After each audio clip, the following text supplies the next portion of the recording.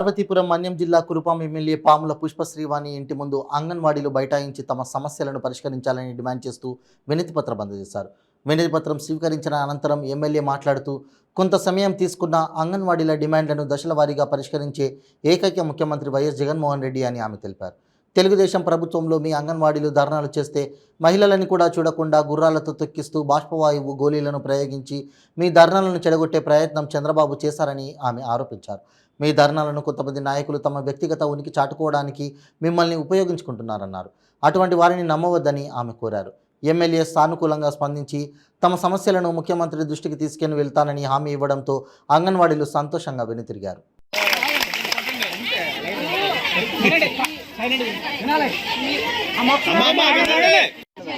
అక్కడక్కడ చిన్న చిన్న సంఘటనలు జరుగుతుండొచ్చు, కానీ ఎందుకంటే ఎంతోమంది మా దగ్గర కూడా మాకు పాలు ఇవ్వట్లేదు, గుడ్లు ఇవ్వట్లేదు ఇవ్వట్లేదు చెప్తున్నారు. అలాంటప్పుడు ఎక్కడో చిన్న చిన్న సంఘటనలు మీ ధర్నాలకు కానీ మీరు చేసే నిరసనకు కానీ పోలీసులను పెట్టి బలవంతంగా తీసుకెళ్లడం కానీ లేకపోతే నాయకులు ఎక్కడ లేదు కదా.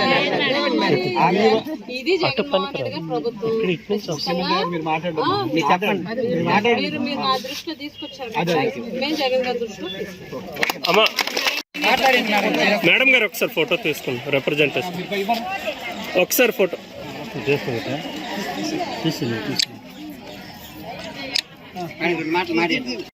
గుర్రాలతో తొక్కించే పరిస్థితి లేదు. మీరు ఎంత శాంతియుతంగా ర్యాలీ చేసుకుని ఎక్కడైతే నేనేమైనా మాట్లాడానా?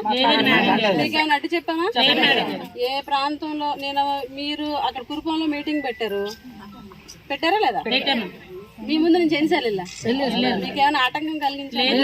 మీరు శాంతియుతంగా చేస్తున్నారు, ఇది మీ హక్కు అని చెప్పేసి మేము కూడా ప్రభుత్వం కూడా సహకరించింది. ఎక్కడ మిమ్మల్ని ఇబ్బంది పెట్టి పోలీసులతో బలవంతంగా ఇచ్చేయాలని చేయలేదు కదా.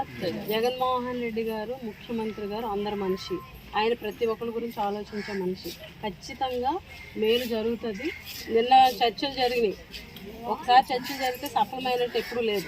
జరుగుతాయి, ఖచ్చితంగా సఫలం అవుతాయని మేము కూడా ఆశిస్తున్నాము. నిన్న విఫలం అయి ఉండొచ్చు, మళ్ళీ టైం అడిగారు. కొంచెం టైం అడిగిన తర్వాత చర్చలో కూర్చొని ఖచ్చితంగా ముఖ్యమంత్రి గారు మా అందరికీ మేలు జరిగేలాంటి నిర్ణయం తీసుకుంటారని ఆశిద్దాము.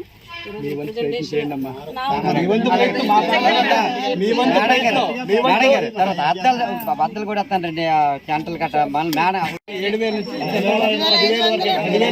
మన గవర్నమెంట్ వచ్చి ఒక్కరు 10,000 మన గవర్నమెంట్ వచ్చేటప్పుడు 10,500 ఉండేది మేడం. అప్పటికి తెలంగాణ 10,500 ఉండేది కాబట్టి 1,000 రూపాయలు మనం పెంచాం. ఇప్పుడు 13,600 అక్కడ అయ్యింది. ఆ రకంగా చూసినా పెంచాలి. అది కాదు టైం మేడం. ఎప్పుడైనా సరే ఏ అసోసియేషన్ వాళ్ళు గవర్నమెంట్తో చర్చలు జరిపినప్పటికీ కూడా మొదటిసారి చర్చలు వేయని సఫలమైపోతుంది. టైం కూడా సంతోషం. ఇదే సహకారం మాకు ఎల్లప్పుడు మేడం గారు ఇవ్వాలని మాత్రం కోరుకుంటున్నాము. అలాగే ఆమె చెప్పినట్టు మనం చెప్పినంత కూడా పనిచేసాము. ఏదైతే ప్రజలకు సేవ చేస్తున్నాం ఆ సేవను కూడా ప్రభుత్వం గుర్తించింది, ఆమె కూడా గుర్తించారు. సంతోషం. ఇదే స్ఫూర్తితో సమస్య పరిష్కారం అయితే మనకు ఆందోళన చేయడానికి అవసరం లేదు, మన రోడ్డు మీద తిరగాల్సిన పని లేదు.